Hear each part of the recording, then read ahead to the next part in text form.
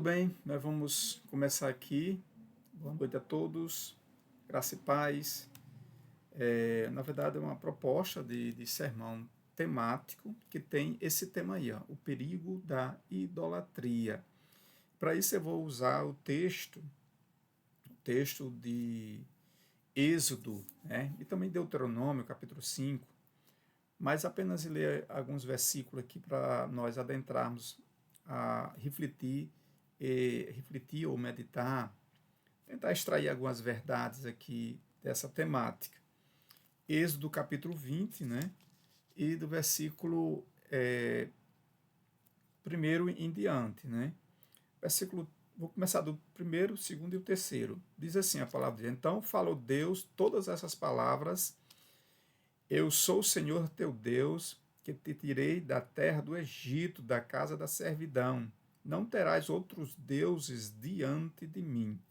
Não farás para ti imagem de escultura, nem semelhança alguma do que há em cima nos céus, e nem embaixo da terra, nem nas águas debaixo da terra. Não as adorarás, nem lhes darás culto, porque eu sou o Senhor teu Deus, Deus zeloso, que visita a iniquidade dos pais, dos filhos, até a terceira e quarta geração daqueles que me aborrecem. Aí ele segue, tratando sobre a questão de um ponto da idolatria dentro aqui do decálogo, dos 10 mandamentos. Então, essa temática é bem interessante, nós refletimos sobre ela. Então, vejamos aqui. Então, aqui, meus caros irmãos, coloco aqui minha introdução, né? Quero compartilhar essa temática de um sermão temático, né? Que trata, como eu já falei, o perigo da idolatria. E aqui segue, né? A idolatria na verdade, um pecado, né, perigoso, enganoso. E por que não dizer alienante? Eu estou estudando um pouco sobre a questão da alienação e descobri a partir de um escritor chamado Erich Fromm. Na verdade, é um alemão que ele associa a questão da idolatria à alienação. Então, a pessoa que é idólatra é uma pessoa que perde a sua consciência e perde, de uma certa forma, a sua razão de ser. Então, ele coloca como sendo alienante. É por isso que eu coloquei. A idolatria é um pecado perigoso, enganoso, portanto, por que não dizer, né? Alienante. Então, começo aqui. A idolatria foi um dos maiores equívocos, pecados da nação israelense. Livre-se dele. Então, é um ponto aqui que eu chamo a atenção. Então, perceba aqui, ó, vemos aqui nas páginas bíblicas alguns textos que nos direcionará, né, e nos ajudará, nos ensinará a fugirmos ou livrarmos de não praticarmos a idolatria. Então, esse é um ponto que eu chamo a atenção aqui de forma introdutória quanto à questão desse tema, né? Devemos fugir dessa idolatria. Então, queremos refletir sobre alguns pontos que achamos interessantes aqui no nosso sermão temático. Então, veja, o primeiro ponto aqui é destacar a etimologia da palavra. Eu compreendo dessa forma. A etimologia é o significado da palavra, né? Significa no termo semântico, essencialmente falando, né? Buscar o significado, a raiz da palavra. Então, observe, o dicionário teológico de Claudionor Corrêa de Andrade, da CPAD, Casa Publicadora, ele diz que do grego idólon, imagem, e mais latria, que é a idolatria, é imagem, adoração, a imagem, ou seja, idólon, imagem, e latria, adoração. Culto destinado à adoração a ídolos. Então, a definição que o teórico aqui traz. Outra definição de idolatria pode ser considerada também o amor excessivo por alguma coisa ou algo, né? E aí, essa idolatria, ela campeia várias ideias, vai nortear várias ideias no imaginário do ser humano, né? Quer seja imagem, quer seja objetos. inanimados ou não, isso pode ser objeto de idolatria para aqueles que enveredam por esse caminho. O dicionário ilustrado de Ronald e F.F. Bruce, em 2004, ele traz uma definição interessante. Idolatria consiste em adoração de algo criado em oposição à adoração ao verdadeiro Criador dos céus e da terra, Deus, Yahvé, né? Exemplo, o bezerro de ouro ao pé do Monte Sinai, por ordem de Arão. Então, entender a etimologia da palavra é um passo importante para escrutarmos e entendermos o perigo que é alguém praticar a idolatria, qual seja a dimensão que ela se configure, se estruture, né? Então, eu achei importante trazer a priori o significado da palavra. Eu acho que tem outros significados, mas, na essência, esses dois aí traz uma definição interessante. Vamos adiante, olha só. Em que consiste a idolatria? Eu trago esse primeiro ponto aqui. Coloquei aqui como 2.1, consiste em curvar-se perante a imagem. Então, o idólatra, ele se curva, né? Ele perde a sua razão e se curva a algo que ele acredita que vai fazer algo para ele, certo? Muitas vezes sem sentido. E aí o texto, ó, Êxodo capítulo 20, versículo 2, que diz assim, ó, Êxodo capítulo 20, versículo 5, aliás, né? Não as adorarás, nem lhes darás culto, porque eu sou o Senhor teu Deus. Aí ele segue adiante. Então, não precisa se curvar a um pedaço de gesso, de madeira, ou seja lá o que for. Então, em que consiste a idolatria? Consiste em curvar-se perante a imagem que não pode fazer absolutamente nada por você. E aí o Deuteronômio também vai corroborar nesse sentido. Vamos só ler aqui Deuteronômio capítulo 5, versículo 9. Tem muitos textos, não tem como eu ler aqui todos os textos, certo? Não adorarás, nem lhes darás culto, porque eu, Senhor teu Deus, sou Deus zeloso, que visita a iniquidade dos pais, dos filhos até a terceira e quarta geração daqueles que me aborrecem. Então, e demais outros textos que podia aqui elencar, correlacionar com essa questão. Em que consiste a idolatria? Consiste, certo, em curvar-se, certo, em submeter-se, nesse sentido aí, à idolatria. Vamos adiante. Consiste em adorar a imagem. São correlatos, né? Isaías capítulo 44, versículo 17, Daniel também, 3 em diante, vai tratar sobre essa questão. Consiste em sacrificar imagens, né? Então, sacrificar imagens é outro ato inconsequente. Aí segue adiante, vou seguir. Cultuar anjos, certo? Aí, Colossenses, né? Nós observamos aí esse ponto que na Epístola de Paulo aos Colossenses, nós podemos fazer aqui uma ressalva aqui interessante no que diz o texto. Colossenses capítulo 2, versículo 18, diz assim a palavra de Deus, né? Ninguém se faça árbitro contra vós outros, pretextando humildade e culto dos anjos. Paulo faz aqui uma advertência. Então é interessante nos policiarmos nesse aspecto. Então, em que consiste a idolatria? A idolatria consiste cultuar aos anjos. Em que consiste a idolatria? Aqueles que cultuam anjos. E aqui Paulo faz uma advertência interessante, pretextando com humildade e culto dos anjos, baseando-se em visões, enfatuando sem motivo algum na sua mente carnal. Então, Paulo coloca aqui de forma corretiva aqueles que realmente enveredam por essa questão de cultuar aos anjos. Pelo contrário, culto só quem merece adoração somente a Deus Criador dos céus e da terra. Então, é um ponto que eu elenco aqui.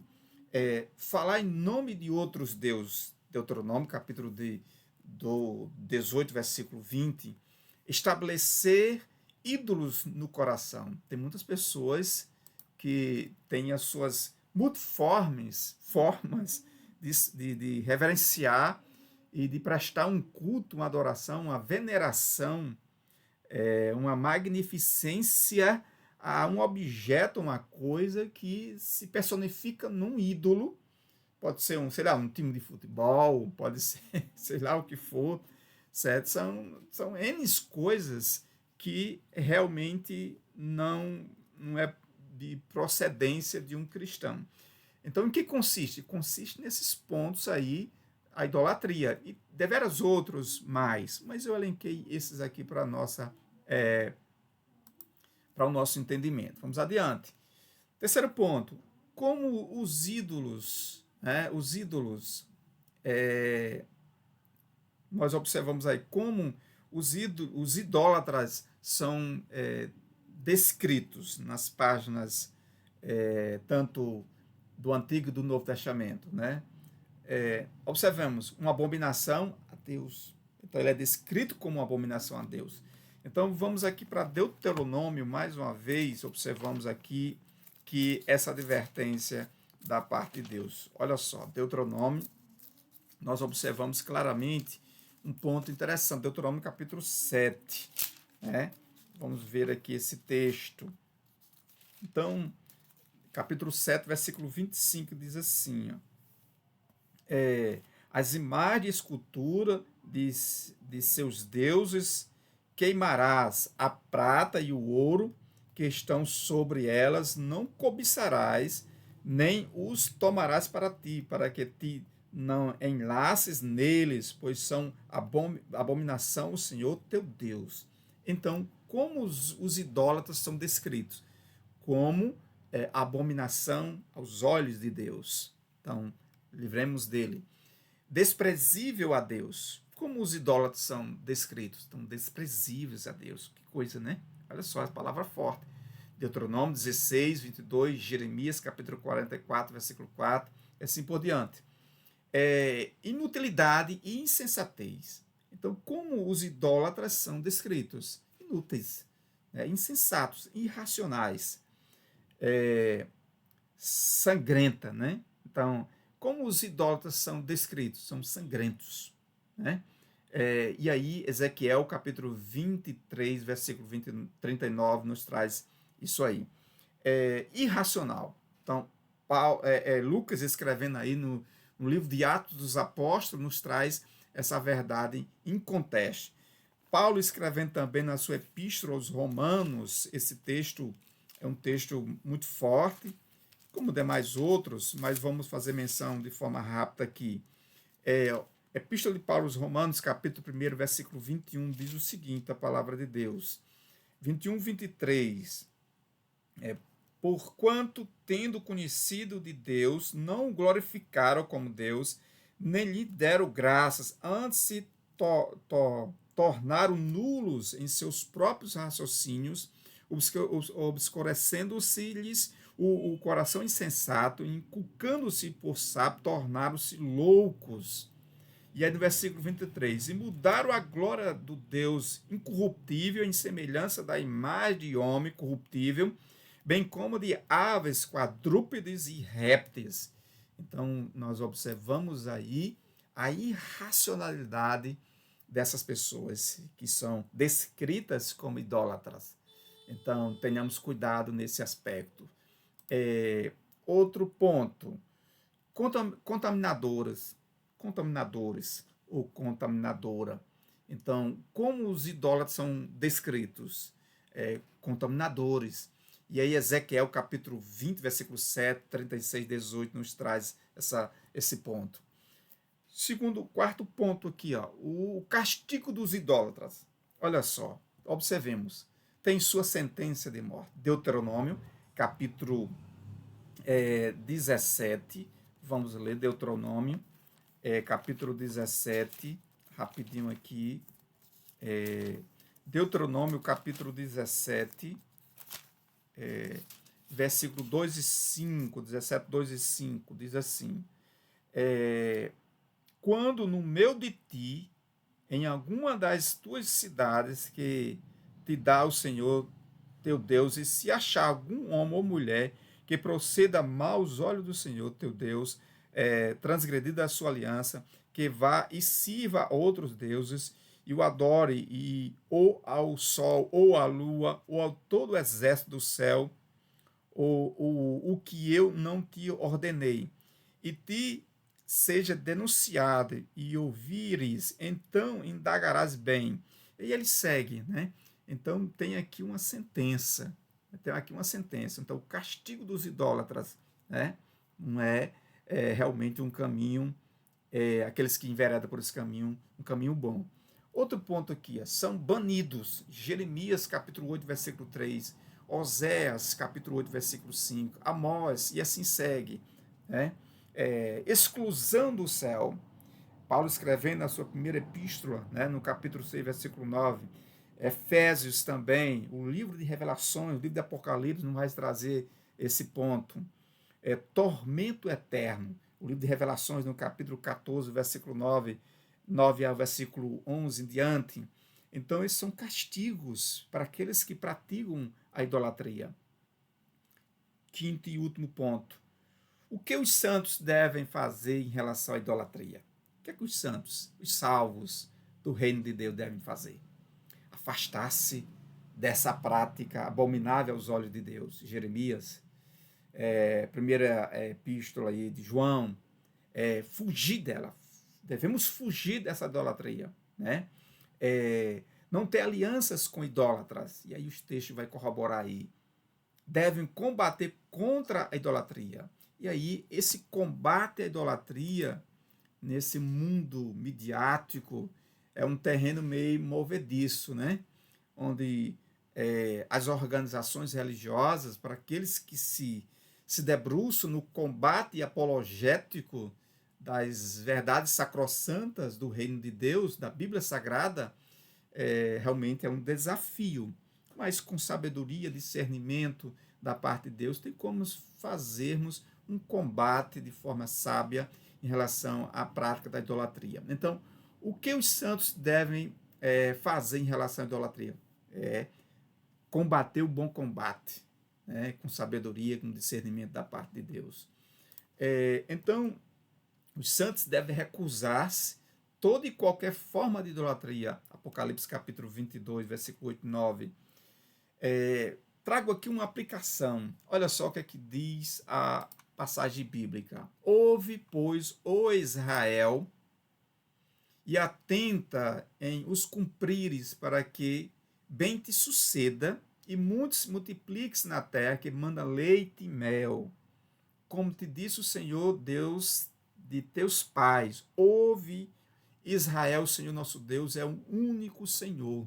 Deuteronômio, capítulo 6, versículo 3 e 4. Trago essa verdade escriturística como uma aplicação.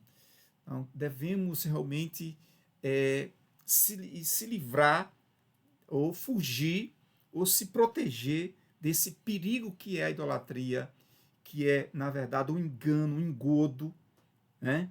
E uma alienação para a mente, para a alma, para o corpo e para o Deus Criador dos céus e da terra.